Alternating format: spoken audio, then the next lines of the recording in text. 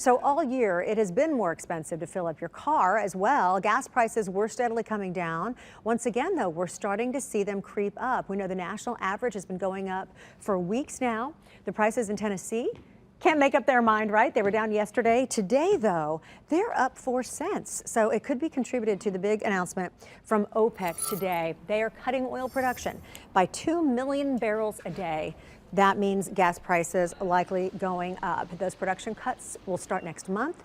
They say it's based on, quote, uncertainty that surrounds the global economic and oil market outlooks. Now, the Biden administration has called on them to make more, right? So gas prices would go down. So they're saying that today's announcement is short-sighted. We want to get to the bottom of it. We are going deeper here with Lipscomb professor Dr. Andy Borchers. We are so glad to have you here because glad to be here. So many questions. You're such an expert here. You know a lot about supply chain, decades of experience in the automotive industry, right there in the hub of it, right? Detroit, Michigan. So why is today's announcement from OPEC such a big deal?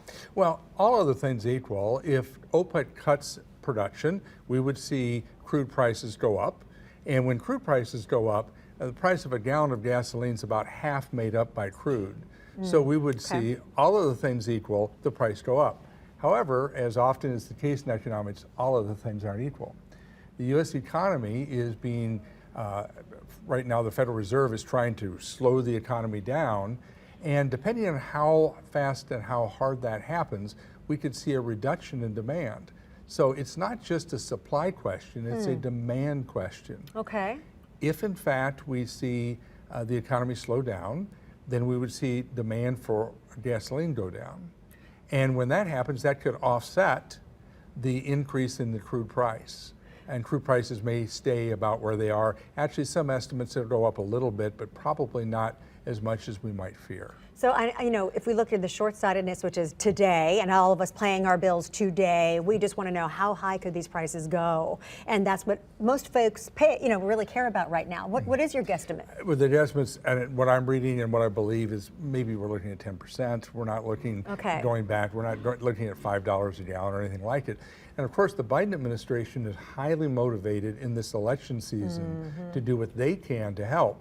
The U.S. government has a strategic reserve, which they're releasing to help offset some of the cuts that are being made by the OPEC nations. So that's going to offset that.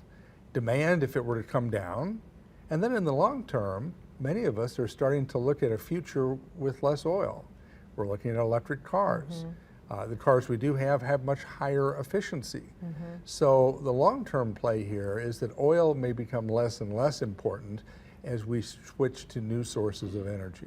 We just have to get through these challenging times and the questions that folks have. And if you can't afford a new electric car, you're stuck with your old one that sucks down the gas. And you mentioned that strategic reserve, which is what President Biden had talked about, like being that's basically that almost the money that you have as your security blanket. Only it's in gas, right? Yeah, that's right. It's buried underneath some salt domes, I think, in Louisiana.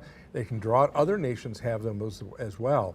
So that can somewhat affect the situation as well. So there's a supply story, and the OPEC nations largely have control there. But there's also a demand side, and that's something for us to view as a nation. And depending on what happens with the Federal Reserve, the economy, and the like, we'll see how that plays out. May I tell you that your calm in talking about this I hope it puts us all at ease with all of the questions out there floating. Well, I think for a lot of people, the gasoline price is kind of a signature item that we all recognize. Typical American might consume 400 gallons of gasoline a year. Now, for middle income and upper income people, 400 gallons, if it goes up by 50 cents, that's $200.